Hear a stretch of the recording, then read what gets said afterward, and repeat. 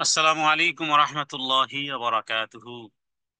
আলহামদুলিল্লাহি রব্বিল আলামিন, নাহমাদুহু ওয়া নুসাল্লি আলা রাসূলিহিল কারীম নবিয়িনা মুহাম্মাদিন ওয়া আলা আলিহি ওয়া আসহাবিহি আজমাইন।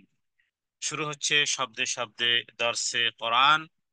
তাবারাকার রহমান আল্লাহ সুবহানাহু ওয়া তাআলার অশেষ কৃপায় আমরা আজকের উপনীত হতে পেরেছি পার্ট নম্বর 43, 43 নম্বর এই পর্বে। আজ আমরা কোরআনুল কারীমের আমপারার 88 নম্বর সূরা, সূরা আল গাশিয়া তেলাওয়াত করব ইনশাআল্লাহ বিইজনিল্লাহ। সেই সাথে সাথে শব্দে শব্দে কোরআনের অংশগুলো জানবো এবং সেই সাথে সাথে রাসূলুল্লাহ সাল্লাল্লাহু আলাইহি ওয়াসাল্লাম যার উপরে এই কোরআন অবতীর্ণ হয়েছে তিনি এই আয়াত সমূহ সম্পর্কে বা তাফসীর কারকগণ কি উল্লেখ করেছেন, কোরআনের সেই বাণী, সেই আদেশ এবং সেই নির্দেশ, এবং আল্লাহ তাআলা যেই কথোপকথন বান্দাদেরকে জানিয়েছেন, যেই সংবাদ জানিয়েছেন, সেগুলো জানার মাধ্যমে যাতে করে আমরা যেখানে পরিত্রাণ চাওয়া সেখানে আমরা যেন পরিত্রাণ চাইতে পারি, যেখানে দোয়া করা উচিত সেখানে যেন দোয়া করতে পারি, এবং সেই সাথে সাথে কোরআনুল কারীমের সেই বার্তাকে যেন আমরা হৃদয়ঙ্গম করতে পারি। মহান আল্লাহ সুবহানাহু ওয়া তাআলার কাছে সেই প্রার্থনা করে শুরু করতেছি 88 নম্বর সূরা, সূরা আল গাশিয়ার দর্স এবং পার্ট নম্বর 43 ইনশাআল্লাহ বিইذنিল্লাহ। আমা তাওফীক ইল্লা বিল্লাহ। আউযু বিল্লাহি মিনাশ শাইতানির রাজীম। বিসমিল্লাহির রহমানির রহিম।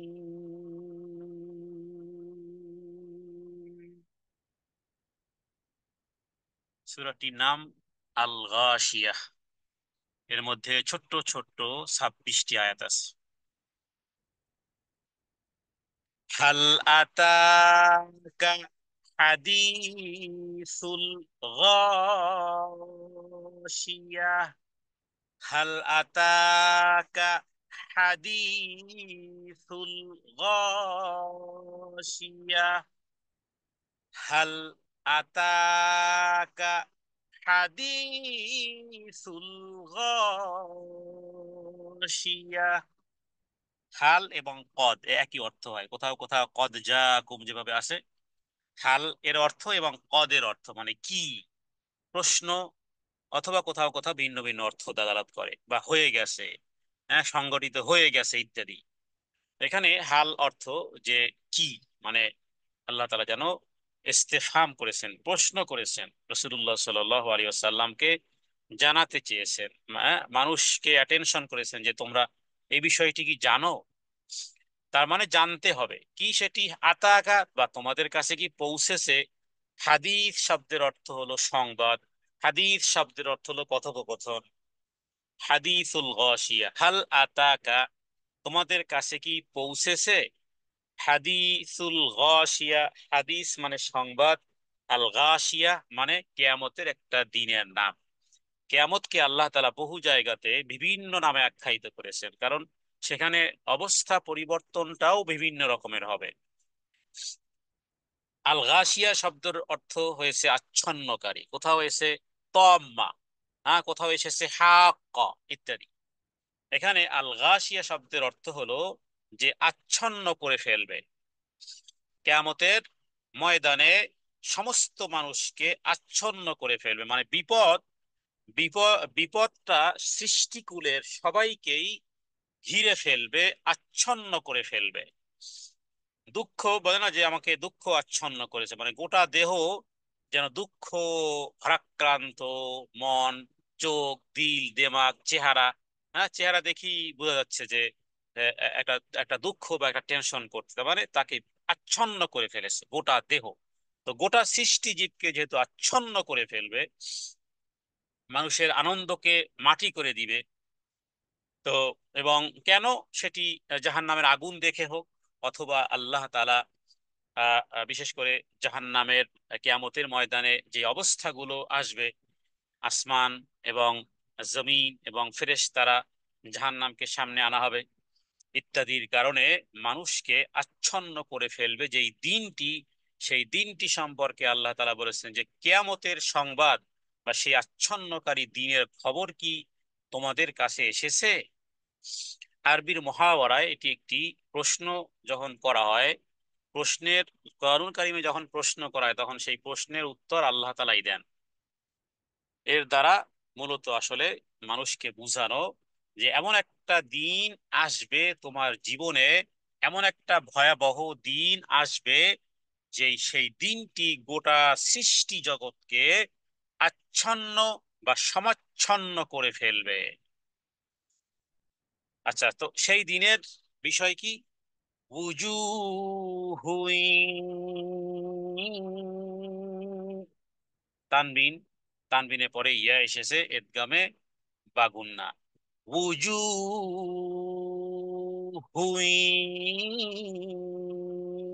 ইয়াউমাইযিন, ইয়াউমাইযিন খাশিআহ। ইয়াউমাইযিন তানবিনের পরে খ আছে, এজাহারের অক্ষর গুন্না ব্যতীত পড়তে হবে। উজুহু, উজুহু ইয়াউমাইযিন, ইয়াউমাইযিন খাশিআহ। وجوه يومئذ خاشعة। চেহারাকে বলা হয় ওয়াজহুন। আরবিতে চেহারাকে কি বলা হয়? ওয়াজহুন। আর উজুহ এটি বহুবচন। তাহলে সেদিন অনেক চেহারা, অনেকের মুখমণ্ডল। উজুহ মানে চেহারার বহুবচন, যেহেতু অনেকের মুখমণ্ডল।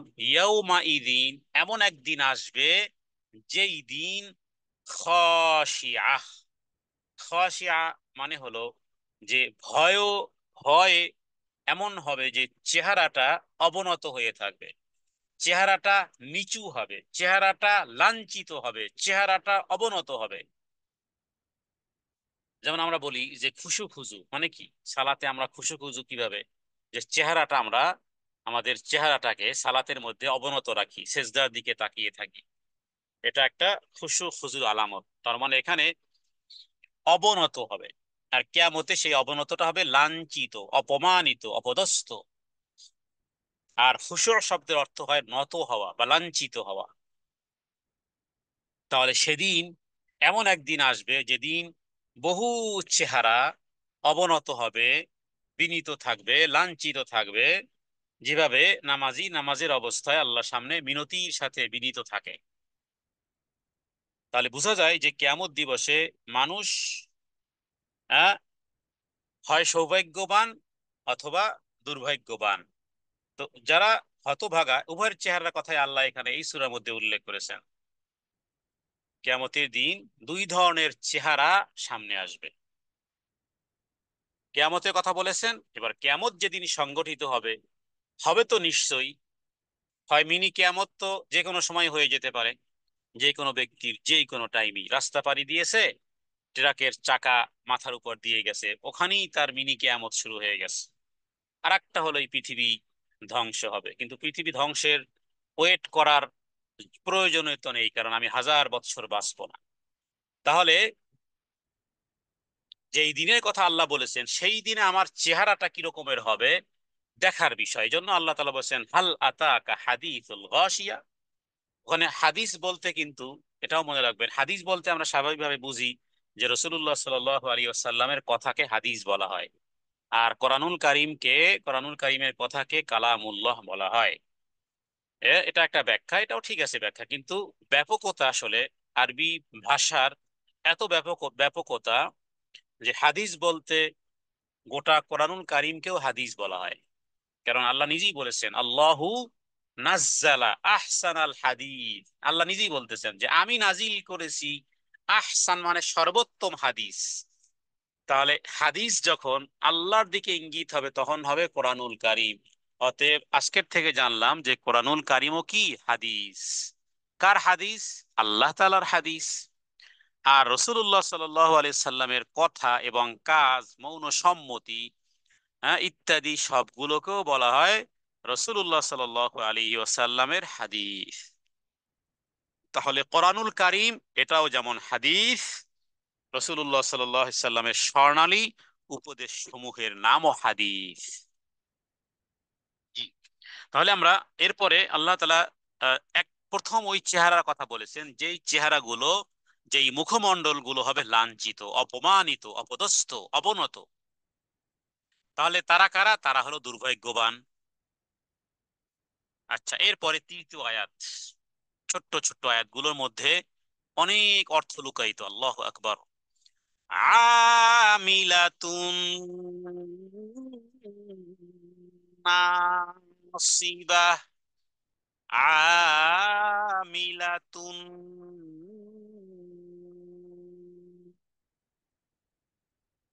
ওয়াজিব গুন্না, নাসিবাহ, আমিলাতুন নাসিবাহ। আমিলা মানে আমরা বুঝি না যে আমেল, আমেল মানে লেবারকেও কিন্তু আরবিতে আমেল বলা হয়।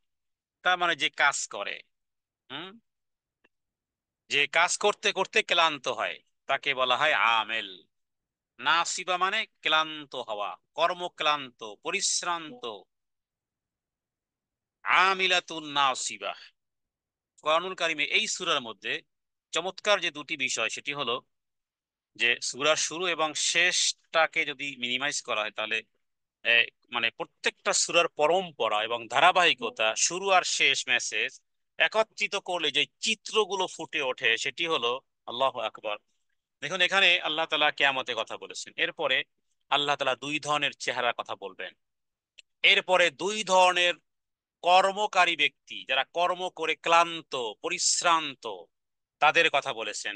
এর মধ্যে এক এক ধরনের লোকদের এই ক্লান্ত হওয়া, পরিশ্রান্ত হওয়া, এত কষ্ট করা, ইত্যাদিকে আল্লাহ তাআলা বরবাদ করে দিবেন। আর এক ধরনের লোকদের কর্মকাণ্ড, ক্লান্ত হওয়া, পরিশ্রান্ত হওয়া, কষ্ট করা, এটাকে আল্লাহ তাআলা জান্নাত, জান্নাত দিয়ে আল্লাহ তাআলা তাদেরকে ধন্য করবেন।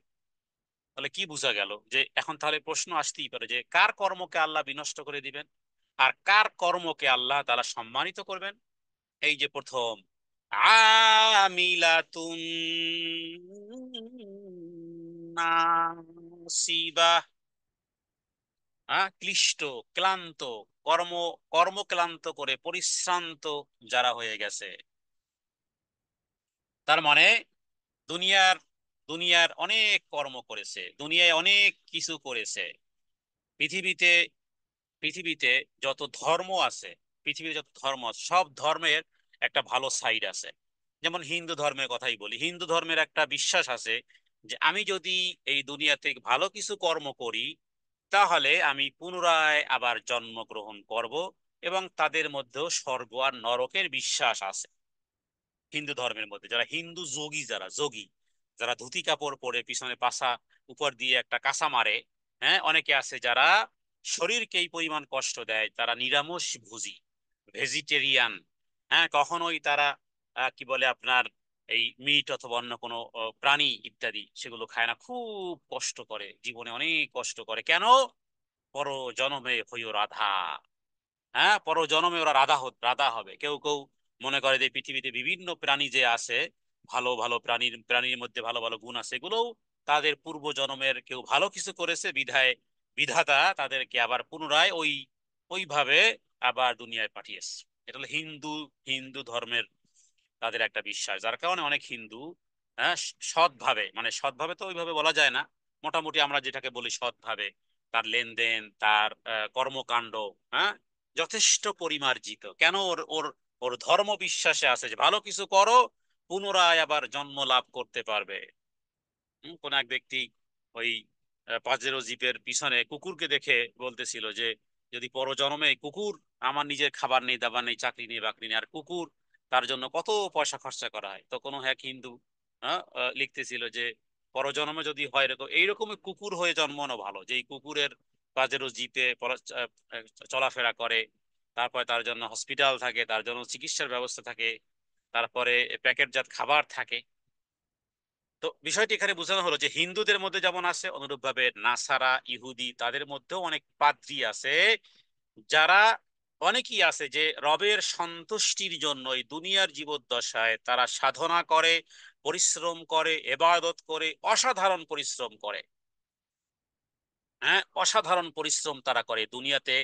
তারা ক্লান্ত পরিশ্রান্ত, তারা তাদের ধর্মীয় ইবাদত বন্দিগি বলেন অথবা অন্য কোনো কিছু বলেন। এমনই একজন ব্যক্তিকে হযরত ওমর রাদিয়াল্লাহু তাআলা আনহু তিনি দেখেছিলেন যে পরিশ্রমের কারণে সে মুজাহাদা, মুজাহাদা মানে শারীরিক পরিশ্রম, সাধনা, ধর্মীয় ইবাদতে এই পরিমাণ সে আত্মনিয়োগ করেছিল যে অতিরিক্ত পরিশ্রমের কারণে তার চেহারা পর্যন্ত বিকৃতি হয়ে গিয়েছিল, দেহটা শুকিয়ে কাঠের মতো হয়ে গিয়েছিল। হ্যাঁ, পোশাকেরও কোনো শ্রী ছিল না। তো ওমর রাদিয়াল্লাহু তাআলা আনহু তাকে দেখে ক্রন্দন ক্রন্দন করেছিলেন। কারণ জিজ্ঞাসা করলে তিনি বললেন যে এই এই বৃদ্ধার এই করুণ অবস্থা দেখে আমি ক্রন্দন করতে বাধ্য হয়েছি, কারণ সে স্বীয় জীবনের লক্ষ্য অর্জনের জন্য জীবনকে বাজি রেখেছে, পরিশ্রম আর সাধনা করেছে, কিন্তু তার লক্ষ্য অর্জনে সে ব্যর্থ হয়েছে, কারণ এটি আল্লাহর সন্তুষ্টি অর্জনের ওয়ে নয়। এবং তখন তিনি, ওমর রাদিয়াল্লাহু তাআলা আনহু, তিনি এই আয়াত তেলাওয়াত করেছিলেন, আমিলাতুন নাসিবা। তাহলে হ্যাঁ, ক্লান্ত পরিশ্রান্ত, কিন্তু এগুলো আল্লাহ তাআলা সেদিন কোনো কাজে উঠাবেন না, বরং দুনিয়াতেও কষ্ট, ওখানেও কষ্ট। এই জন্য ওমর রাদিয়াল্লাহু তাআলা আনহু কেঁদেছিলেন। দুনিয়াতেও বেচারা নিজের শরীরকে না দিলে একটু শান্তি আরাম আয়েশ, অবিরাম কষ্ট। পরকালেও পরকালেও পরকালেও অবিরাম কষ্ট। দুনিয়াও খাসিরাত দুনিয়া ওয়াল আখিরা, যালিকা হুয়াল খুসরানুল মুবিন। এখানেও ক্ষতিগ্রস্ত, ওখানেও ক্ষতিগ্রস্ত, আর এটা হলো সবচেয়ে বড় ক্ষতিগ্রস্ত। এদের কথা উল্লেখ করা হয়েছে কারণ যারা দুই শ্রেণীর কথা, চেহারা চেহারা অবনত, লাঞ্ছিত, অপমানিত, দুনিয়ায় যা কষ্ট করেছো এবার ওখানেও গিয়ে কষ্ট। হাসরের ময়দানেও বিপদ সংকুল অবস্থায় নগ্ন পা নগ্ন শরীর নিয়ে কঠিন অবস্থায় 50,000 বছর দাঁড়িয়ে থাকো, এখানেও খাটুনি, ওখানেও কঠিন খাটুনি। তাহলে তার কষ্ট আর ক্লান্তি উভয় জায়গায় সমান। এটাই হলো আমিলাতুন নাসিবা দিয়ে। এরপরে আয়াত, তাসলা নারন হামিয়া। তাসলা নারন হামিয়া। তাসলা, ওয়াসালা ইয়াসিলু মানে প্রবেশ করা, নারান মানে আগুন, হামিয়া না, আগুনের একটা সিফাত বর্ণনা করা হয়েছে। কারণ দুনিয়ার আগুন কেউ মনে করতে পারে যে দুনিয়ার আগুন না, আগুন উত্তপ্ত আগুন, আবার সেটা জাহান্নামের আগুন। তাহলে দেখুন, চেহারা অপমানিত, অপদস্থ, এরপরে দুনিয়াতেও কষ্ট করেছো, কোনো লাভ হয়নি, এবার পরকালেও জাহান্নামের আগুনে এরা প্রবেশ করবে, জ্বলন্ত আগুনে। হ্যাঁ, ও দুনিয়ার যে অগ্নির উত্তাপ দুনিয়ার অগ্নির মতো নয়, কারণ এখানে সেটা শেষ হয়ে যায়, কিন্তু আখেরাতের সেটা চিরন্তন উত্তপ্ত, সব দিক থেকে ঘিরে ফেলবে, জ্বলন্ত জ্বলন্ত আগুনের উত্তাপ তারা আস্বাদন করবে। তুসকা মিন আইনিন আনিয়া। তুসকা মিন, এখানে নুনের পরে আইন থাকাতে এটা এজহার। নুন সাকিন এবং তানবিনকে চার প্রকারের একটা হলো এজহার, আইন থাকার কারণে গুন্নাহ ব্যতীতই পড়তে হবে। তুসকা মিন আইনিন আনিয়া। তুসকা মানে তারা সেদিন পান করবে, তুসকা তারা সেখানে পান করবে, মিন মানে থেকে, আইনিন আনিয়া ফুটন্ত গরম পানির ঝর্ণা থেকে তারা সেদিন পানি পান করবে। বলা হয় যে সেই পানি মুখের কাছে আনার সাথে সাথে এই পরিমাণ গরম, এই পরিমাণ গরম যে চামড়া মুখের চামড়া গলে সেই পেয়ালাতে পড়ে যাবে। আমরা গতকালকে সূরা ফাজরে শুনেছি আল্লাহর শাস্তির মতন শাস্তি পৃথিবীর কোন ম্যাটারিয়াল, পৃথিবীর কোন জ্ঞান গবেষণা করেও ওই রকমের শাস্তি বানাতে পারবে না। পৃথিবীতে এখন আত্মহত্যার মেশিন বের হয়েছে, তারপরে আরো ইন্ডিয়াতে আরো বিভিন্ন জায়গাতে যে মৃত্যুদেরকে যে আহ, সৎকার করে, মানে আগুনে যে জ্বালায়, মুহূর্তের মধ্যে 2-4 মিনিটের মধ্যেই জ্বালিয়ে ফেলে, একেবারে কয়লা বানিয়ে ফেলে, কারণ তা না হলে গাছগাছালি দিয়ে আগুন নিয়ে লাশ পোড়াতে অনেক সময়ের প্রয়োজন। তো এগুলো কি, এগুলো হ্যাঁ সাথে সাথে মেরে ফেলতেছে, কিন্তু জাহান্নামের আগুন এভাবে মেরে ফেলবে না, মারা হবে না। তাহলে বোঝা যায় যে পৃথিবীতে যত বড় শাস্তি দেয়া হোক না কেন, শাস্তির যত বড় শাস্তি, বেশি শাস্তি, তার মানে খুব তাড়াতাড়ি তার মৃত্যু অথবা নিঃশেষ হয়ে যাওয়া। কিন্তু পরকালের যে শাস্তিগুলো দেওয়া হবে, ওই রকমের শাস্তি পৃথিবীর কেউ দিতে পারবে না, একমাত্র আল্লাহ ব্যতীত। কারণ মৃত্যুকে তো জবেও করে ফেলা হয়েছে, মৃত্যু তো আর হবে না। তাহলে যত কঠিন শাস্তি দেয়া হোক না কেন, মরণ তো আর আসবে না। ফুটন্ত ঝড়, ফুটন্ত গরম পানি যখন সে খাবারের জন্য পানিতে চিৎকার করতে থাকবে, এরপরে পানি পানি বলতে থাকবে জাহান্নাম থেকে, মালিক, জাহান্নামের জাহান্নামের দারোগা, জাহান্নামের জেল দারোগা মালিক, ইয়া মালিক ইয়াকদি আলাইনা রব্বুক, বলবে এই কলা ইন্নাকুম মাকিসুন, হ্যাঁ ধমক, ধমক, এই ইন্নাকুম মাকিসুন, চুপ, তোমরা অপরাধী। সেই রকমের ভয়ঙ্কর ভয়ঙ্কর ফেরেশতা আল্লাহ রেখেছেন। তো পানি চাইবে, ফুটন্ত, এমন গরম ফুটন্ত জাহান্নামের আগুনে ফুটন্ত পানি মুখের সামনে আসবে, চেহারার গোশত ওই পেয়ালার মধ্যে পড়ে যাবে, এই পরিমাণ গরম পানি। কারণ উষ্ণ, অত্যন্ত উষ্ণ প্রসবন থেকে সেই পানি আনা হবে, গরম ফুটন্ত পানিতে পানি তাদের সামনে আনা হবে যে পানি খাইতে চাইলে। আচ্ছা, পানি পানি পানি তো পেলে না, এবার এবার দ্বিতীয় আয়াত, লাইসা লাহুম তাআমুন ইল্লা মিন দরি', লাইসা লাহুম তাআমুন ইল্লা মিন দরি'। খাবার নেই, জাহান্নামে কোনো খাবার নেই। যে খাবারগুলো আছে হাদিস থেকে, সেগুলো আমরা বলবো যে কোন কোন খাবার জাহান্নামে আছে। এখানে একটা বলা হয়েছে, তাহলে আগে বলা হলো কি পানি, এ আয়াতে বলা হচ্ছে যে আসলে তাদের কোনো খাবার নেই। মানে খাবার বলতে যে জিনিসকে বোঝানো হয়, যদি অখাদ্য হয়, কুখাদ্য হয়, কুখাদ্যকে কেউ বলে খাবার? কুখাদ্যকে কেউ খাবার বলে না। তার মানে জাহান্নামে যেগুলো খাবার হিসেবে থাকবে সেগুলো কোনো খাদ্য নয়, সেগুলো কুখাদ্য, সেগুলো মানুষ খায় না, সেগুলো পশুতেও খায় না। এর মধ্যে একটা হলো শুকনো কাটা যুক্ত, শুকনো কাটা যুক্ত ঝাড় থেকে কাটা বিশিষ্ট গুল্ম, এমন এক, হ্যাঁ, বা কাটাযুক্ত শুকনো ঘাস, কন্টকপূর্ণ ঝাড় ব্যতীত এমন কোন খাদ্য যেগুলো আসলে খাদ্য নয়, যেগুলো দুর্গন্ধযুক্ত বিষাক্ত কাটার কারণে জন্তু জানোয়ারও ধারে কাছেও যায় না, এবার সেই খাবার আনা হয়েছে। দরিয়ে বলতে জাহান নামের এক ধরনের গাছ, জাহান নামের এক ধরনের গাছকে বলা হয় দরি, যেগুলো আগুনে জন্ম নেয়। আপনারা দেখেছেন যে পানিতে কিন্তু গাছ জন্মায়, কিছু গাছকে তো কত যত্ন করতে হয়, কিন্তু সমুদ্রের মধ্যে শৈলা গাছ বলেন, তারপরে আরো অনেক ধরনের গাছ আছে যেগুলো পানিতে জন্মায়।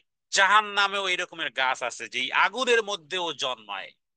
আগুনের মধ্যে এরকমের কিছু গাছ জন্মাবে যেগুলো দুর্গন্ধযুক্ত, যেগুলো বিষাক্ত কাঁটা দিয়ে ভরা, হ্যাঁ, যেগুলো খেলে কোনো ক্ষুধা, ক্ষুধা ক্ষুধা ক্ষুধা মরে না, ক্ষুধা থেকে মুক্তি পাওয়া যায় না। কোরআন কারিমে যেমন বলা হয়েছে জাকুম, সূরা সূরা ওয়াকিয়ার মধ্যে আপনারা পাবেন লাআকিলুনা মিন শাজারিম মিন জাকুম ফামালিউনা মিনহাল বুতুন ফাশারিবুনা আলাইহি মিনাল হামিম ফাশারিবুনা শুরবাল হিম। তাহলে ওখানে খাবার আছে জাকুম, যেটা কাঁটাদার বৃক্ষ। আবার কোথাও বলা আছে রিসলিন, ক্ষত স্থান থেকে যেগুলো ঝরে পড়ে, পুজ, রক্ত, পুজ পুজ রক্ত ইত্যাদি যেগুলো ক্ষত স্থান থেকে ঝরে পড়ে, নাউযুবিল্লাহি মিন যালিক। ক্ষত স্থান থেকে, মানুষের মানুষের ক্ষত জায়গা থেকে যে সমস্ত জিনিসগুলো, পুজ যেগুলো বের হয়, হ্যাঁ, যেগুলো দুর্গন্ধ, দুর্গন্ধ, পচা রক্ত, মানুষের কোন কোন জায়গা থেকে আহত, ক্ষতবিক্ষত, রক্তাক্ত ইত্যাদি কারণে যে সমস্ত পদার্থ বের হয়, সেগুলো খাওয়া, সেগুলো খাওয়ানো হবে। সেগুলোকে আরবিতে বলা হয় গিসলিন। আর এখানে বলা হয়েছে কি, দরিয়া। দরিয়া মানে কাঁটাদার বৃক্ষ, কাঁটাওয়ালা ঘাস, কাঁটাওয়ালা এমন এমন জিনিস যেগুলো কণ্ঠকে রোধ করে ফেলবে, কাঁটাদার বৃক্ষ যেগুলো শুকিয়ে গেলে পশুরাও ভক্ষণ করে না। তার তিক্ত, বদ মজাদার, অপবিত্র, নোংরা ভক্ষণ করলে যেগুলো দ্বারা জাহান্নামীদের শরীর হৃষ্টপুষ্ট হবে না, ক্ষুধাও নিবারণ কখনোই হবে না, যেগুলো নোংরা, যেগুলো অখাদ্য, কুখাদ্য, দুর্গন্ধময়, হ্যাঁ, যেগুলো বিষাক্ত, সেই জাতীয় খাবার। লাইসা লাহুম তাআমুন, তাআম মানে খাবার, তাদের জন্য সেখানে নেই।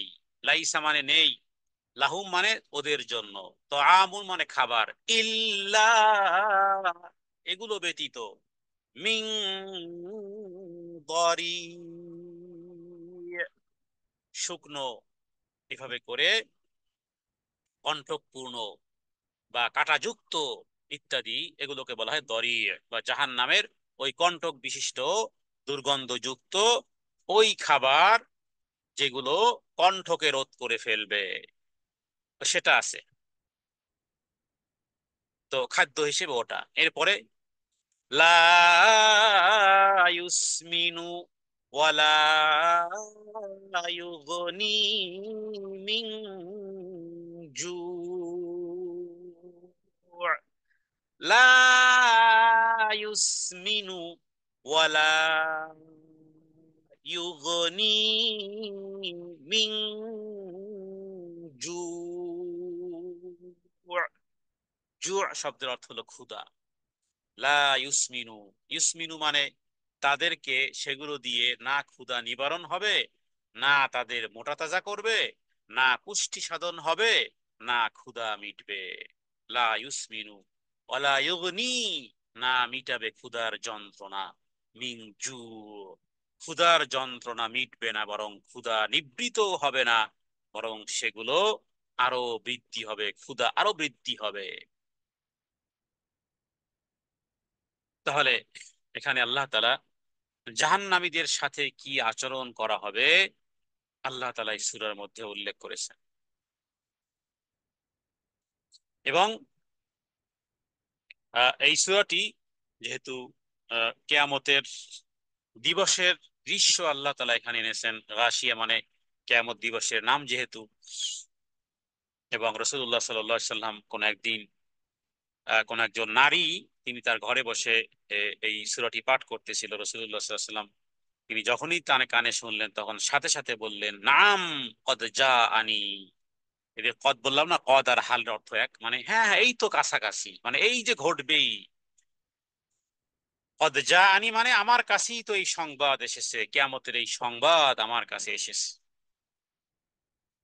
তাহলে এখানে কারা? এরা হলো ওই জাতীয় লোক যাদের চেহারাকে, যাদের চেহারা অপমানিত, অপদস্থ, এই জাতীয় ব্যক্তি। এবং সেই সাথে সাথে ওই জাতীয় ব্যক্তিও যারা দুনিয়ার জীবনে কষ্ট করেছে অনেক, কিন্তু সেই কষ্টগুলো আল্লাহ এবং আল্লাহ রাসূলের পথে হয়নি, তাদের কষ্টগুলো, হ্যাঁ, চাই যেভাবে করে খ্রিস্টানেরা তারা বৈরাগ্যপনা অবলম্বন করে, অথচ হাদিস বলে লা সরুরতা ফিল ইসলাম, ইসলামেও কোনো ব্যক্তি যদি বৈরাগ্যপনা ধারণ করে, হ্যাঁ, কোনো সুফিগিরি দেখায় বেশি, সংসার নেই, ছেলে নেই, মেয়ে নেই, হ্যাঁ, বেশি সুফি সাব, সুফিবাদী, মনে রাখবেন, সুফিবাদী যেটাকে আমরা সাধারণত বলি না সুফি সাব, আমাদের দেশে সুফি সাবদেরকে বেশি সম্মান করে, মনে করে যে তারা তো সুফি সাব, হ্যাঁ। যদিও এটার একটা পিছনে ইতিহাস আছে, সুফি বলতে যারা দুনিয়া বৈরাগ্য ছিল বা দুনিয়া বিমুখ ছিল, হ্যাঁ, যেটাকে জাহেদ বলা হয় বা জুহুদ বলা হয়, দুনিয়ার জন্য কষ্ট, সেটা ভিন্ন জিনিস। এবং তারা পশমের পোশাক, হ্যাঁ, স্বাভাবিকভাবে সিরা টিরা, বিভিন্ন রকমের তালিযুক্ত কাপড় কাপড় ইত্যাদি, ওদেরকে সুফি সাব বলা হয়। কিন্তু সুফিবাদ, মনে রাখবেন, এটা একটা কুফরি মতবাদ। সুফিবাদ কুফরি মতবাদ। হ্যাঁ, কাউকে সুফিবাদ এটা একটা ইজম। তো এখন তারা কিন্তু অনেক কষ্ট করে, অনেক কষ্ট করে সুফিবাদীরা, ইচ্ছা করেই অনেক কিছু গ্রহণ করে না। তো কেউ কেউ বিবাহ শাদীও করে না। তারপরে বৈরাগ্যপনা একটা ভাব, সবসময় ইবাদত বন্দিগিতে তসবিহ তাহলিলে থাকে, এটা ইসলাম না, এটা রাসূলুল্লাহ সাল্লাল্লাহু আলাইহি ওয়াসাল্লাম সুন্নত না। সুতরাং কোন ব্যক্তি যদি বৈরাগ্যপনা অবলম্বন করে, সংসার থেকে দূরে, বিবাহ শাদী থেকে দূরে, বাস এমনিতি, তাহলে মনে রাখবেন যে তার এই কষ্ট এরকমের হতে পারে। আমিলাতুন নাসিবা। সেই বুখারীতে যে হাদিসটা আমরা বললাম ইবনে আব্বাস থেকে, যে এই আমিরাতুন নাসিবা দ্বারা এমন ব্যক্তি, হ্যাঁ, এর ভাবার্থ হলো এমন, দুনিয়ায় তারা অনেক কষ্ট করেছে, অনেক কষ্ট ভোগ করেছে, যে পরকালেও কষ্ট ভোগ করবে, পরকালেও জাহান্নামে প্রবেশ করবে। কারণ কি? তাদের এই কষ্টগুলো ইসলাম নির্দেশিত পথে নয়। এই আয়াত থেকে আমাদের জন্য এই ইনফরমেশন, এটা খুব ভালো মনে রাখবেন। এবং এটিও তাফসীরকারগণ ব্যাখ্যা করেছেন যে আমরা যে সমস্ত ইবাদত বন্দি করি, সেই ইবাদত বন্দিগি যদি হাদিস অনুযায়ী যদি না হয়, তাহলে সেটাকে কি হয়? সেটাকে আমরা বলি বেদাত হয়। তাহলে এটাও হতে পারে যে আমরা অনেক কর্মকাণ্ড করি, সেই কর্মকাণ্ডগুলো যদি অথেন্টিক না হয়, তাহলে আপনার জন্য একই অর্থ, আমিলাতুন নাসিবা, বরবাদ, পরকালে বরবাদি। হ্যাঁ, হাউজে কাউসার কাছে যাবেন, ধাক্কা দিয়ে জাহান্নামে ফেলে দেওয়া হবে, কারণ আমিলাতুন নাসিবা, কষ্ট ছিল আপনার, বাট সেটা রাসূলুল্লাহ সাল্লাল্লাহু আলাইহি সাল্লামের সূত্রের সাথে মিলে নাই। হ্যাঁ, অন্যের অন্যের গাড়ি সাফ করেছেন, সে মালিক বলে নাই, অন্যের বাড়ির দেয়াল করে দিয়েছেন, হ্যাঁ, কষ্ট করেছেন, কিন্তু আপনি অনুমোদন ছাড়াই, বাস আপনার কোনো মূল্যায়ন হবে না। আমল করেছেন নিজের বুঝ অনুযায়ী, বাপ দাদার বুঝ অনুযায়ী, মাকে দেখেছেন, খালাকে দেখেছেন, দাদিকে দেখেছেন, নানিকে দেখেছেন, যেভাবে করেছে বাস ওইভাবে চলছে তো চলছেই। হ্যাঁ, দুনিয়ার 60-70 বছর এভাবেই কাটিয়ে দিয়েছেন। এবাদত এগুলো ঠিক আছে কিনা, তসবিহ তাহলিল ঠিক আছে কিনা, কি বলতেছেন, কাকে কি বলতেছেন, কি দোয়া কালাম পড়েন, কিভাবে সালাত আদায় করেন, কি রোজা রাখেন, এবাদত বন্দি কি করেন না করেন, ওই দেখে শুনে শুনে সেগুলোর সেগুলোর সূত্র ঠিক আছে কিনা, সেগুলোর দলিল পর্চা ঠিক আছে কিনা, হ্যাঁ, সেগুলোর চৌহদ্দি ঠিক আছে কিনা, সেগুলো ওই 53 বছরের মধ্যে মিলে কিনা, রসুল্লাহ সাল্লামের 23 বছরের নবুয়তি জীবন আর সাহাবাদের 30 বছরের, 23 আর 30 এই 53 বছরের সাথে মিলে কিনা, কখনো ওই সার্চিং করে দেখা হয় না। তাহলে আমিলাতুন নাসিবা, সব বরবাদ, এখানেও করেছেন কষ্ট, ওখানেও কিছুই নেই। আমিলাতুন নাসিবা। যদি এই আয়াতের পরে কাফেরদের এবং জাহান্নামীদের কথা, স্বাভাবিকভাবে বেদাত করে আপনি জান্নাতে যাবেন অসম্ভব, বেদাত করবেন, শিরিক করবেন, এরপরে জান্নাতে যাবেন অসম্ভব, ওখানেই ওদের সাথে কিছু খাবেন, এই যে দরি খাবে।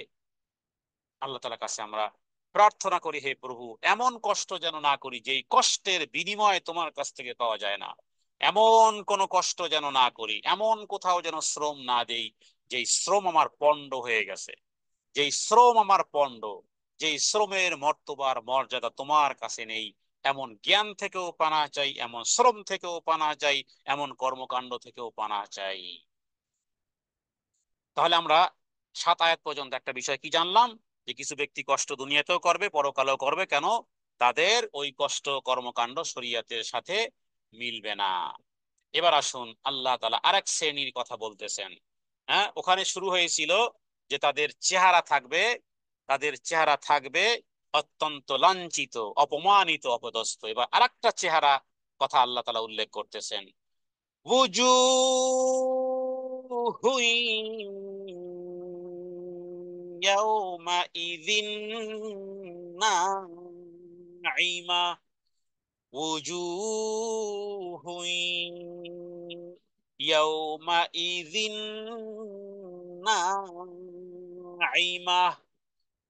আবার ওই দিন, ওই যে কিয়ামতের দিন, গাশিয়ার দিন, হাল আতাকা হাদিসুল গাশিয়ার দিন, অনেক চেহারা, অনেক মুখমণ্ডল সেদিন হবে লাবণ্যময়, চেহারা হবে আনন্দে উজ্জ্বল, চেহারাটা হবে যেন একেবারে সতেজ, একেবারে ফ্রেশ। মুখমণ্ডল সেদিন আনন্দে উদ্ভাসিত। নাইমা, হ্যাঁ, নাইমা, নাইমা বলা হয় আসলে এই আমরা যে বলি না যে পেস্ট, মানে এই নাইমা মানে পেস্ট আকারে। হ্যাঁ, আর একটা হলো কারেন্সি টাইপের, যেটার মধ্যে একটু দানা দানা দানা দানা থাকে, ওটা হলো কারেন্সি। আর একটা হলো নাইমা। হ্যাঁ, মানে একেবারেই একেবারেই নরম যেটা। তো এটা এর দ্বারা হলো নাইমা মানে যেই চেহারা দেখলেই, হ্যাঁ, যেই চেহারা দেখলেই মনে হচ্ছে যে মাশাআল্লাহ, চেহারায় নূর, চেহারা লাবণ্যময়, আনন্দে উজ্জ্বল, চেহারা সজীব, আনন্দ উজ্জ্বল। তো এটা কারা? এরা কাদের এই চেহারাটা? এই চেহারাটা হলো তাদের জন্য যাদের দুনিয়ার চেষ্টাগুলো আল্লাহ তাআলার কাছে গ্রহণযোগ্য হয়েছে, এবং ভোগ সামগ্রী উপভোগের পরে সৌভাগ্যবানদের চেহারা হবে এই রকমের আনন্দ উজ্জ্বল। এরাও কিন্তু দুনিয়াতে চেষ্টা করেছে, যা নাকি এই পরের আয়াতে বলা হয়েছে। ওখানেও একটা চেষ্টা, ফলাফল জিরো। এখানেও একটা চেষ্টা, ফলাফল হিরো। তাহলে চেষ্টা দুই ধরনের হবে দুনিয়াতে, সবাই চেষ্টা করতেছে, খালি মুসলিম না, না, নন মুসলিমরাও চেষ্টা করে। কারো কারো চেষ্টা হবে জিরো, কারো কারো চেষ্টা হবে হিরো। এই যে লিসাইহা রাদিয়া, লিসাইহা রাদিয়া।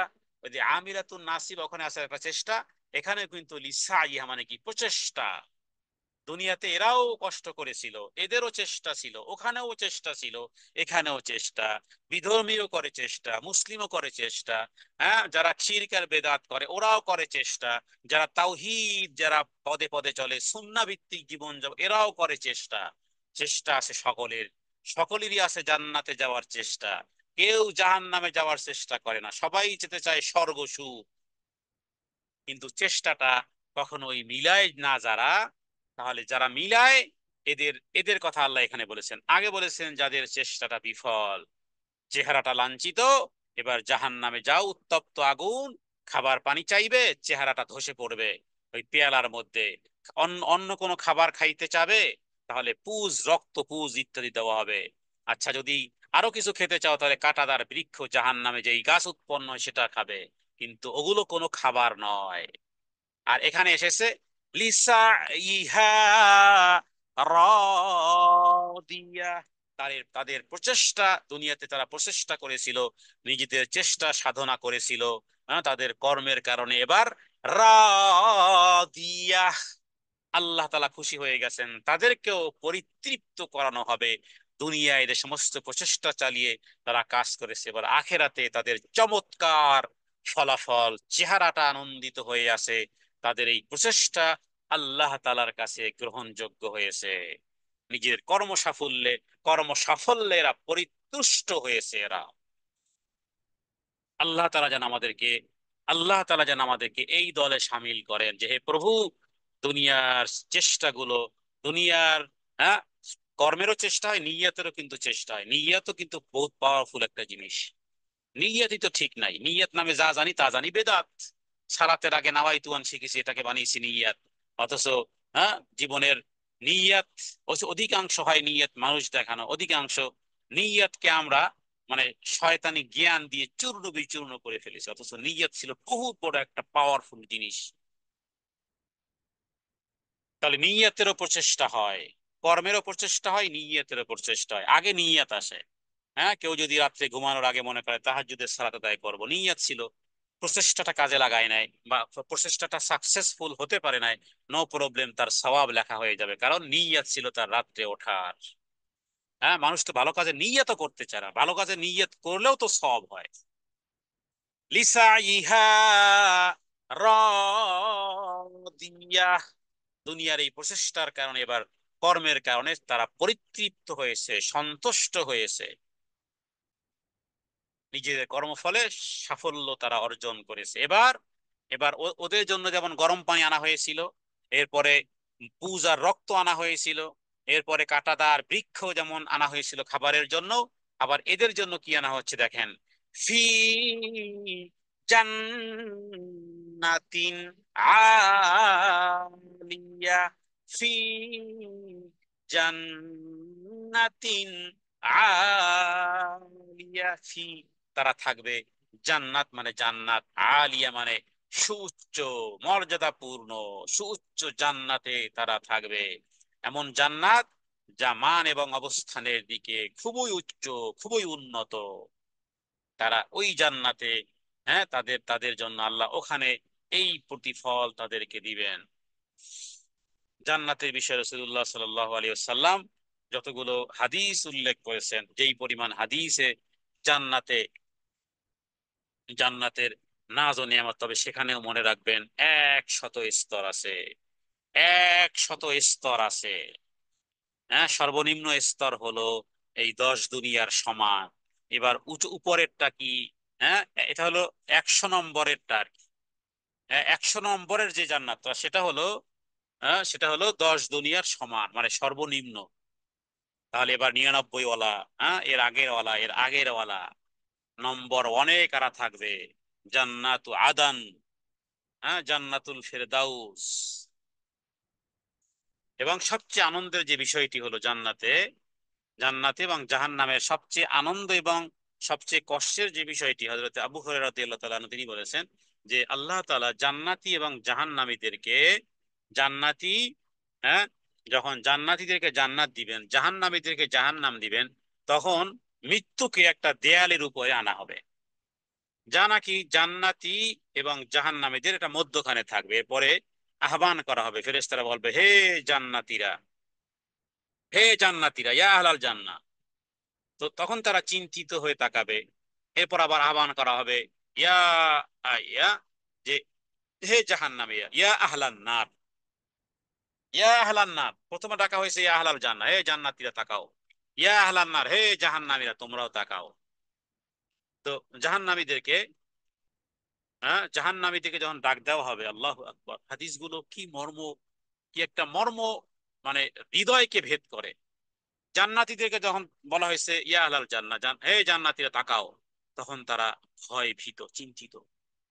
কারণ যেই জায়গায় এসে পৌঁছেছি, হ্যাঁ, ওই যে বলে না যে উপরে যত যায় নিচে, নিচের দূরত্ব তত বাড়ে। যত মানুষ উপরে ওঠে, নিচের দূরত্ব কিন্তু তত বাড়তেছে। ভালোবাসা যত গভীর, দূরত্ব কিন্তু তত গভীর হয়ে যায়। রাত যত গভীর, সবহে সাদেক খুব কাছাকাছি। জান্নাতে এরা ইন্টার হয়েছে যে কোনো ভাবেই হোক না কেন, যখন ডাকা হলো এই জান্নাতীরা, চিন্তিত, পেরেশান, হায় হায়, না জানি কি হয়। অন্যদিকে যারা জাহান নামে আছে, ওদেরকে যখন ফেরেশতারা ডাক দিচ্ছে, ওরা আনন্দিত, যে না জানি মনে হয় কোনো খুশির খবর হবে। তাহলে দেখুন জান্নাতীদের ইন্টেনশনটা কি, যে আবার না জানি এখান থেকে বের হয়ে যায় কিনা, কোনো মতে এসেছি। আর জাহান্নামীরা এমনিতেও ভয়ের মধ্যে, এমনিতেও কষ্টের মধ্যে আছি, তার মানে কেউ যদি একটু আহ্বান করে, হতে পারে কোনো, হতে পারে কোনো খুশির সংবাদ, যে বিপদে পড়ে মানুষের ডাক, আল্লাহু আকবার, যার সন্তান হারা হয়, বাতাস যদি কখনো দরজা জানালাও যদি নাড়া দেয়, মায়ের মনে নাড়া দেয়, যে মনে হয় আমার বাচ্চা ঘরের দরজা নক করেছে। যারা বিপদে থাকে, যখন তাদেরকে কেউ ধরে ডাক দেয়, তখন তার হৃদয়টা একটা দোদুল্যমান, না জানি কোনো খুশির সংবাদ কিনা। মানে বিপদ অবস্থাতে মনে হয় যে হয়তোবা কোনো উত্তরণের কোনো ওয়ে। যারা জেলে জেলে থাকে, যখন ডাক দেয়, মনে হয় যে হয়তোবা মুক্তির বারতা আসছে। আল্লাহু আকবার। ইমাম তিরমিজি হাদিসটা এনেছেন, জান্নাতীদেরকে ডাক দেওয়া, জান্নাতীরা তাকাও, তারা ভীত, সন্ত্রস্ত, চিন্তিত। জাহান্নামীদেরকে ডাকা হচ্ছে, আনন্দিত। এরপরে উভয় শ্রেণীকে জিজ্ঞেস করা হবে যে এই যে একটা জিনিস দেখতেছো, এটা কি চিনো তোমরা? এটা কি চিনো তোমরা? হাল তারিফুন হাদা, তোমরা কি চিনো এই জিনিসটা কি? ফায়াকুলুন, তারা বলবে, হাউলাই ওয়া হাউলাই কদ আরাফনা হুয়াল মাউত। হ্যাঁ, আমরা চিনতে পেরেছি, আমরা চিনতে পেরেছি। জান্নাতি এবং জাহান্নামীরা উভয় সমস্বরে বলবে, আমরা ভালো করেই চিনতে পেরেছি, এটা হলো মৃত্যু, যাকে পৃথিবীতে আমাদের জন্য অবধারিত করা হয়েছিল। এবার সবার সামনে, সবার সামনে কোন কোন অন্য অন্য, হাদিস থেকে পাওয়া যায় যে সেগুলো এক ধরনের পশুর আকৃতিতে বা দুম্বার আকৃতিতে, যাই হোক। তো এই হাদিসে ওগুলো, ওটা বলা হয়নি। তো এরপরে কি করা হবে, যে সেগুলোকে জবেহ করে দেওয়া হবে। জবেহ করে দেওয়ার পরে, এরপরে যেই কথাটি বলা হবে তারপরে, ফায়াযবাহু যাবহান আলা সুর, এরপরে বলা হবে, ইয়া আহলাল জান্নাহ, হে জান্নাতীরা, খুলুদ লা মউত, চিরদিন জান্নাতে থাকো, চিরদিন জান্নাতে থাকো, আর কখনো মৃত্যু হবে না। এরপরে জাহান্নামীদেরকে বলবে, ওয়া আহলান নার খুলুদ লা ইয়ামুত লা মউত, চিরকাল জাহান্নামেই থাকো, আর মৃত্যু হবে না। এবং মৃত্যুকে জবেহ করার ঘোষণায়, মৃত্যুকে এই যখন ঘোষণা হয়ে যাবে, সেই দৃশ্যটা কি! আল্লাহু আকবার! আরেকটা হাদিস সেটাকে এক্সপ্লেইন করেছে। আরেকটা হাদিস বলেছে যে যেদিন যেদিন এই ঘটনাটা ঘটবে, মৃত্যুকে জবেহ করা হবে, জান্নাতীরা দেখতেছে, জাহান্নামীরাও দেখতেছে। আগে জান্নাতীরা আতঙ্কগ্রস্ত, জাহান্নামীরা আনন্দিত। কিন্তু যখন মৃত্যু নামক জিনিসকে যখন জবেহ করা হবে, জান্নাতীরা এতটা আনন্দিত হবে, আনন্দে যদি মৃত্যুবরণ করা যদি সম্ভবপর হতো, তাহলে জান্নাতীরা সব মারা যেত। কেন? What happen? আনন্দে। জান্নাতীরা আনন্দে যদি মৃত্যুবরণ হওয়া সম্ভবপর হতো, সমস্ত জান্নাতীরা মারা যেত। কেন? যেহেতু আনন্দ এত বেশি। অন্যদিকে যখন জাহান্নামীরা দেখবে যে মৃত্যুকে দেওয়া হয়েছে, মৃত্যুকে জবেহ করা দেওয়া হয়েছে, আর মৃত্যু হবে না, জাহান্নামীরা এতটা পেরেশান, এতটা এতটা বিষণ্ণিত হবে, এতটা দুঃখ, এতটা ভারাক্রান্ত, এতটা পাবে, যে যদি সেই দুঃখে মারা যাওয়া সম্ভবপর হতো, তাহলে সব জাহান্নামীরা মরে যেত, সব জাহান্নামীরা মরে যেত। এবং রসুল্লাহ অন্য একটা হাদিসে বলেছেন যে কালোর মাঝে সাদা পশম বিশিষ্ট বকরির আকৃতিতে মৃত্যুকে আনয়ন করা হবে, জান্নাত জাহান্নামের মাঝে সেটাকে রাখা হবে, জবেহ করা হবে। জান্নাতি এবং জাহান্নামের এই দৃশ্য অবলোকন করবে। আর সেদিন যদি আনন্দে মারা যাওয়া সম্ভবপর হতো, তাহলে সমস্ত জান্নাতীরা আনন্দে মারা যেত। আর বিষণ্ণতায় মারা যদি যাওয়া সম্ভবপর হতো, তাহলে জাহান্নামীরা বিষণ্ণতায় মারা যেত। কিন্তু মৃত্যু নামক জিনিস চির উধাও, মৃত্যু নামক জিনিস চির চির উধাও। ফি জান্নাতিন আলিয়া, এবার জান্নাতে কি হবে? লা তাসমাউ ফিহা লাগিয়া, লা তাসমাউ ফিহা লাগিয়া। লা মানে না, তাসমাউ শুনবে না, ফিহা জান্নাতের মধ্যে, লাগিয়া কোনো অসার বাক্য, অনর্থক কথাবার্তা, অপবাদ, গালাগালি, পীড়াদায়ক কথাবার্তা ইত্যাদি, সেখানে কোনো অসার বাক্য তারা কখনোই শুনবে না। এবার এই আয়াতের মাধ্যমে যদি বলি যে দুনিয়াতে যারা অসার বাক্য ব্যবহার করে, এদের অবস্থা কি হবে? মনে রাখবেন, ইসলামের মহান সৌন্দর্যের মধ্যে একটা সৌন্দর্য হলো, হ্যাঁ, হাদিসটি রাসূলুল্লাহ সাল্লাল্লাহু আলাইহি ওয়াসাল্লাম এবং তিরমিজি উল্লেখ করেছেন, মিন হুসনিল ইসলামিল মারই তারকুহু মা লা ইয়ানি। আমাদের জীবনের সবচেয়ে বড় লঙ্ঘন যেটা আমরা সকাল আর সন্ধ্যা করি, অসার কাজে, অনর্থক কাজে। অনর্থক, সারাদিনে আপনি কাগজ কলম নেন, পরীক্ষিত, সারাদিনে কয়টা কাজ আপনার কাজের আর কয়টা কাজ অকাজের? কথাবার্তা বলা, দেখা, সময় ইত্যাদি, কয়টা কাজের জন্য আর কয়টা অকাজের জন্য? দুনিয়ার জীবনে সারা জীবন আকাশ কুকাজ করে বেরিয়েছেন, অসার কথা, অসার বাক্য। হ্যাঁ, আমাদের দেশের চায়ের স্টলে, আমেরিকার প্রেসিডেন্ট নির্বাচনে কে কি হবে না হবে, আমাদের চায়ের দোকানে সেগুলো আলোচনা হয়। কিন্তু সূরা ফাতিহা ঠিক নাই। আমার যে কখন মরণ আসতে পারে, আমার যে কোনো প্রস্তুতি নাই। হ্যাঁ, আমার যে একটা আমার যে একটা পরকাল বলে একটা বিষয়, তার মানে মানুষের জীবনে সবচেয়ে অসার কথা। হ্যাঁ, তাহলে দুনিয়াতে যারা এই সময়ের যারা গুরুত্ব আরোপ করবে, সময়ের যারা গুরুত্ব আরোপ করবে, এ বিষয়ে একটা আলাদা দর্শ হয়ে যেতে পারে। আল্লাহ তাআলা আমাদেরকে তৌফিক এনায়েত করুক, যেন আমরা অসার কথা, অনর্থক কথার কাজে না জড়াই। অনর্থক কথা, ফাউল কথা, ফাও কথা, যার কোনো অর্থ নেই, মোহমাল কথা, মোহমাল কাজ ইত্যাদি। হ্যাঁ, এটা কোনো মানুষের জীবনে, এই যে খেলাধুলা, এগুলো কি, ক্রিকেট খেলা বলেন, ফুটবল খেলা বলেন, এগুলো খুব কাজে, তাই না? খুব কাজে লাগবে কিয়ামতের দিন। কি পরিমাণ খেলোয়াড় তুমি হ্যাটট্রিক দিয়েছিলা, কি পরিমাণ দিতে পেরেছিলা, কি পরিমাণ গোল দিতে পেরেছিলা, কত মানুষকে নাচিয়েছিলা, কি এগুলো, কি এগুলো, কি এক ভাইরাস শুরু হয়েছে বর্তমান সময় সোশ্যাল মিডিয়াতে, এই ইউটিউবে আর ফেসবুকে আর এই টিকটকে। মানুষ যে সমস্ত ব্লগ করতেছে, মানুষ যে সমস্ত জায়গাতে হ্যাঁ তাদের ক্যামেরা অন করতেছে, যেখানে তারা সময় দিচ্ছে, এগুলো কি কোন কাজে লাগবে? এগুলো কোন কাজে লাগবে? পরকালে, পরকালে কোনো কাজে লাগবে? জান্নাত জাহান্নামে কোনো কাজে লাগবে, লাগবে কিনা? অমূলক, অমূলক কথা, অমূলক কাজ। এই জন্য ইসলামের মহান সৌন্দর্যের মধ্যে একটা মহান সৌন্দর্য হলো, আরে হজরতে আবু বকর তো ছাতু গুলে খেতেন, কারণ ওই ভাত তরকারি আর ওই বিভিন্ন রকমের খাদ্য দ্রব্য সেগুলো বানানো, সেগুলো চাবানো, সেগুলো ছাতু খাও, পানি ঢালো, বাস খাবার হয়ে গেছে, বাস। সময়, হ্যাঁ সময়ের জন্য, খাবারের জন্য এত আইটেম, এত উপকরণ, এত কিছু। হজরতে আবু বকর, আবু বকর উপমা আনা হচ্ছে, আমাদের না। আমরা তো কত খাবারের, রং বেরঙের খাবার, খাবারের জন্য কত কিছু ব্যয় করি, কত সময়, কত পরিপাটি, কত সারাদিন 6 ঘন্টা আমরা খাবার দাবারের আয়োজনে, এরপরে আমরা বসি খেতে। হযরত আবু বকর ছাতু, ছাতু গুলেছেন, ছাতু খেয়েছেন, পানি খেয়েছেন, শেষ, খাবারের পর্ব শেষ। লা তাসমাউ ফিহা লাগিয়া, অনর্থক কথার কাজ, এটা কোনো জান্নাতি আমল না, জান্নাতেও এই আমল হবে না। অতএব দুনিয়ার জীবনেও যারা এই অনর্থক কথার কাজ, ফাও ফাও কাজে সময় ব্যয়, অনর্থক কাজে কথা, কথার কথা, অনর্থক কথা অথবা অনর্থক কাজ, অনর্থক যে সমস্ত বিষয়গুলো আছে এগুলোর জন্য, এগুলোকে অসার, অনর্থক এগুলো, তো এগুলো, এগুলো জান্নাতে থাকবে না।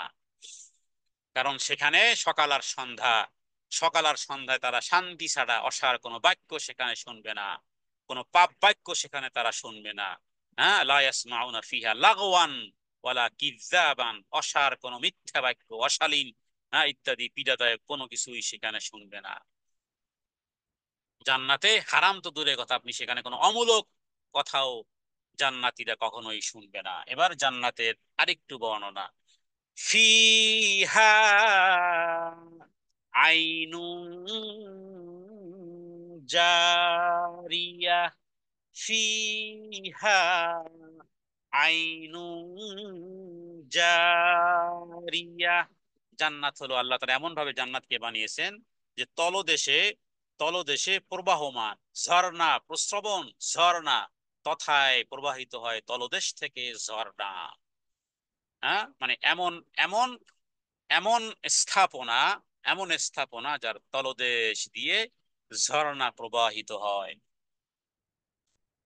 দেখুন কোরআনুল কারিমে আল্লাহ তাআলা এই সূরার এই এই এই এই যে দৃশ্যগুলো আল্লাহ তাআলা এঁকেছেন কোরআনুল কারিমে, আল্লাহ তাআলা প্রথমে অ্যাটেনশন করেছেন যে এমন একটা দিন সেখানে অসার বাক্য ব্যবহার করো আর কাজে লাগাও আর অকাজে লাগাও, হ্যাঁ মানুষ তোমাকে ওই দিনে যেতেই হবে, বাকি সেই দিনের জন্য চেষ্টা থাকে। তো আল্লাহ তাআলা কোরআনুল কারিমে মূলত আসলে এই সমস্ত সূরাগুলোর মধ্যে তাওহীদ পরিপূর্ণ, তাওহীদ পরিপূর্ণ। কারণ এখানে আল্লাহ তাআলা যারা গাফলাতের মধ্যে, গাফলাতের জীবনে যারা ডুবে থাকে, এদেরকে এদেরকে যখন, মানে এদেরকে আকর্ষণ করার জন্য প্রশ্ন করা হয়, যে হাল আতাকা মানে কি, প্রশ্ন করা হয়েছে, হঠাৎ তাদের সামনে প্রশ্ন রাখা হয় যে তোমরা কি সময়ের খবর রাখো, যে সারা দুনিয়ার উপরে এমন একটা জিনিস আসবে যেটা সবাইকে গ্রেফতার করবে, সবাইকে গ্রেফতার করবে। এরপরে দুটি দল ভিন্ন ভিন্ন হয়ে যাবে, এক দল জান্নাতের জন্য, হ্যাঁ যাদের জন্য ভয়াবহ কঠিন আযাবের আযাবের সম্মুখীন হতে হবে, আর এক দল যাদেরকে আল্লাহ উন্নত, উন্নত জীবন, উচ্চ জীবন, উচ্চ মর্যাদার জান্নাতে থাকবে।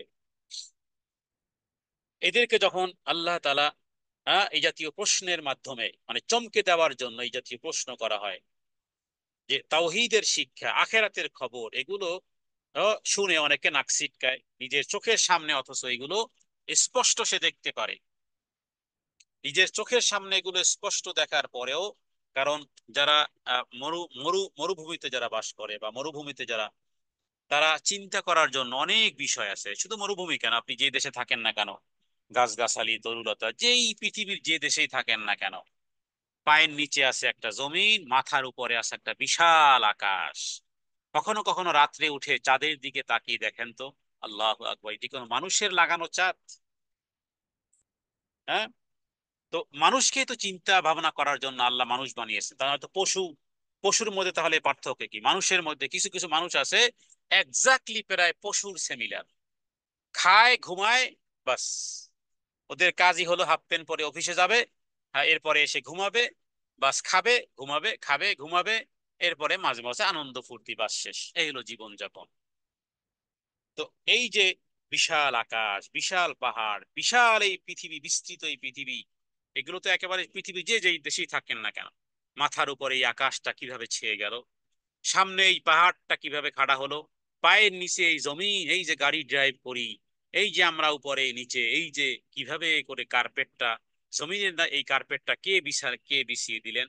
আচ্ছা, যদি একজন মহাবিজ্ঞ সর্বশক্তিমান কারিগর, হ্যাঁ, তিনি যদি এগুলো কোনো কারণ ছাড়াই যদি এমনি এমনি মনে যদি হয়ে যায়, তাহলে তো মনে করতে হবে যে এগুলোর পিছনে একজন সৃষ্টিকর্তা যিনি বিপুল শক্তি রাখেন, তো তাকেই মেনে নাও। এবং যিনি কোনো কর্মে শরিক নেই, তাকে এক রব হিসেবে মেনে নাও, আপত্তি কোথায় তাহলে তোমাদের? আচ্ছা, যদি এটি এমন হয় যে না, এমনিতেই, হ্যাঁ, এগুলো যিনি সৃষ্টি করেছেন, তাহলে এগুলো যিনি সৃষ্টি করেছেন তিনি তোমাকে আবারও কেয়ামত সংগঠিত করাতে পারবেন, এই আল হাতাক হাদিসুল গাশিয়াও ঘটাতে পারবেন। স্টিল আমরা দুনিয়াতে আছি, এই দুনিয়াতে এখন যিনি যার দুনিয়াতে আছি, যার আসমানের নিচে আছি, যার জমিনের উপরে আছি, যেই গাছের তলায় আছি, হ্যাঁ, যেই পাহাড়ের উপরে আছি, যিনি এগুলো বানিয়েছেন তিনি আবার এই পৃথিবীকে তমচ্ছন্ন করে ফেলতে পারবেন, আতাকা হাদিসুল গাশিয়া করে ফেলতে পারবেন। তিনি আবার পুনরায় পূর্ণবার সৃষ্টি করার ক্ষমতাও রাখেন, তিনি আবার জান্নাত দিতে পারবেন, জাহান্নাম বানানোর ক্ষমতাও রাখেন। তো এগুলো দ্বারা, হ্যাঁ, মানুষ মানুক অথবা না মানুক, মানুষ মানুক অথবা না মানুক, এগুলো তো একেবারে চিন্তার খোরাক। কিন্তু এই চিন্তার খোরাক তো ওই করে না, গরু আর ছাগলে করে না। ওদেরকে ছাগলকে কাঁঠাল পাতা দাও, বাস খাবে আর কুরকুরাবে, গরুকে ঘাস এনে দাও, খাবে আর ঘুমাবে আর হাগু করবে, বাস শেষ ওর জীবন। কিন্তু মানুষের জীবন তো এরকমের হওয়া উচিত না। চেষ্টা করো, কোথায় চেষ্টা করো? সারাদিন যে মাথার ঘাম পায়ে যে ফেলো, সারাদিন যে চেষ্টা করো, কোথায় চেষ্টা করো? সেই চেষ্টাটা কাজে লাগবে কিনা, আমিরাতুন নাসিবা হবে কিনা, নাকি, হ্যাঁ, এই আমিরাতুন নাসিবা যদি হয়ে যায় তাহলে বরবাদ হয়ে গেল। আল্লাহ চেষ্টা করলো, কিন্তু চেষ্টাকে আল্লাহ কোনো দাম দিলেন না। বরং একজন ব্যক্তির চেষ্টা করা উচিত ওটা লিসাইহা রাদিয়া, যে আমার চেষ্টাটা যেন রবের সন্তুষ্টি আনয়ন করে। আমরা আল্লাহ তাআলার কাছে প্রার্থনা করি এই সূরার বাকি অংশ ইনশাআল্লাহ, আল্লাহ চাহে তো আমরা পরবর্তীতে দর্শে ইনশাআল্লাহ কমপ্লিট করব।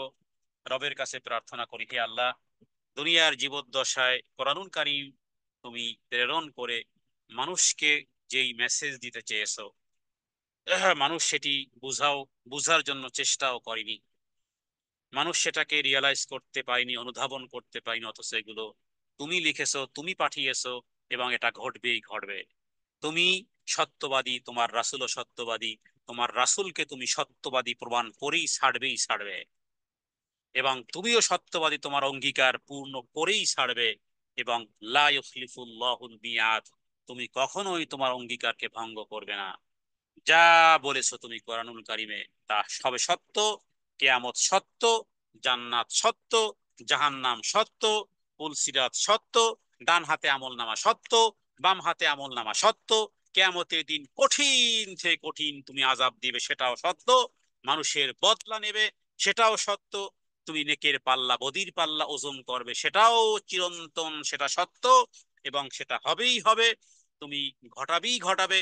যার কথা তুমি বলেছো, অনুরূপ ভাবে পুলসিরাতের উপর দিয়ে পার হতেই হবে, এবং সকলকেই সেই জায়গা থেকে যেতে হবে, অতিক্রম করতে হবে। সুতরাং হে প্রভু, সে জান্নাত এবং জাহান্নামের ফায়সালা করবে এবং মৃত্যুকে জবেহ করে দিবে, এগুলো সবার উপর ঈমান এনেছি। হে রব, তুমি আমাদের সাহায্যকারী হও, যেন তোমার সন্তুষ্টির জান্নাতে বসতে পারি। আমাদের দুনিয়ার প্রচেষ্টা যেন বিফল না হয়, আমাদের প্রার্থনা যেন বিফল মনোরথ না হয়, আমাদের চিন্তা চেতনা ধ্যান ধারণা শয়তান যেন বিভ্রান্ত না করে। তোমার কাছে এই প্রার্থনা করি, হে প্রভু, আমরা সবাই কোরআনের ছাত্র, কোরআন শিখতে বসেছি, কোরআনুল কারীমের শব্দার্থ নিজের মাতৃভাষায় জেনে সেই অনুযায়ী আমল করা, এবং যেথায় যেথায় হ্যাঁ, জাহান্নামীদের কথা বলেছো সেখান থেকে চাই পরিত্রাণ। আর জান্নাতীদের যেই বর্ণনাগুলো করেছো, জান্নাতের এই মহান নিয়ামত থেকে হে আল্লাহ আপনি আমাদেরকে বঞ্চিত করবেন না। দুনিয়ার জীবনে কোনো নিয়ামত থেকে বঞ্চিত হলেও কোনো আফসোস নেই, জান্নাতের কোনো নিয়ামত থেকে যেন বঞ্চিত না হই। জান্নাতে যেন গিয়ে কোনো আফসোস করতে না হয়। দুনিয়ার জীবদ্দশায় যে সমস্ত আফসোস গুলো পরকালেও মানুষ করবে, সেই জাতীয় আফসোসের মধ্যে ইয়া লাইতানি, ইয়া লাইতানি, ইয়া লাইতানি, হ্যাঁ আফসোস, হ্যাঁ আফসোস, এই আফসোস যেন আমরা না করি। কবরবাসীরা যারা শুয়ে শুয়ে আছে, তাদের আমলগুলো বন্ধ হয়ে আছে, যারা আমরা বেঁচে আছি আমাদের আমলগুলো জারি আছে। আয় রব, ওই আমল করার তৌফিক দান করো যে আমলে তুমি সন্তুষ্ট হবে, যে আমল তুমি গ্রহণ করবে, যে আমলগুলো তোমার কাছে মাকবুল হবে, এবং তুমি প্রতিদান এবং প্রতিফল দিতে করো, কমতি ঘাটতি করবে না। আয় রব্বুল আলামিন, তোমার কাছে হেদায়েত কামনা করি। আয় আল্লাহ, এই প্রোগ্রাম যারা সাজিয়েছেন, যারা কষ্ট করেছেন, যারা শুনেছেন, সবাইকে আল্লাহ আপনি হেদায়েত দান করেন, সবাইকে আপনি কোরআনুল কারীমের নূর দ্বারা মোনাওয়ার করে দেন। যারা সময় দিয়েছে, যারা কোরবানি দিয়েছে, হ্যাঁ, যারা যেই কোনো ভাবে যারা ডেডিকেটেড হয়েছে, আয় আল্লাহ, মানুষ কি দিতে পারে? কিছুই কাউকে দিতে পারে না, তুমি দাতা, তুমি ওয়াহাব, তুমি ওয়াহাব। আয় আল্লাহ, তোমার কাছে ওই জিনিস চাই, দুনিয়ারও যাবতীয় কল্যাণ চাই, পরকালেরও যাবতীয় কল্যাণ চাই, আর জাহান্নামের আগুন থেকে মাফ চাই। আর একটি জিনিস চাই, যে তুমি আমাদেরকে মাফ করে দাও। তুমি আমাদেরকে যদি ক্ষমা করে দাও, এর চেয়ে আর কিছুই বড় পাওনা আর কিছুই নেই। তুমি যদি ক্ষমা করো, কেউ তোমাকে জিজ্ঞেস করা হবে না, কেউ তোমাকে জিজ্ঞাসিত করতে পারবে না, কিন্তু আমরা সাকসেস হয়ে যাব, আমরা আমাদের মঞ্জিলে মকসুদে পৌঁছে যাব। আমাদের ব্যতীত তোমার অনেক বান্দা আছে, কিন্তু তুমি ব্যতীত আমাদের আর কোনো বান্দা নেই। হাদা মিন্নি ওয়াল ইলমু ইনদাল্লাহ। আল্লাহু আ'লামু বিস-সাওয়াব। ওয়া সাল্লাল্লাহু আলা সাইয়্যিদিনা মুহাম্মাদিন নাবিয়্যিল উম্মি ওয়া আলিহি ওয়া সাল্লিম। আসসালামু আলাইকুম ওয়া রাহমাতুল্লাহি ওয়া বারাকাতুহু।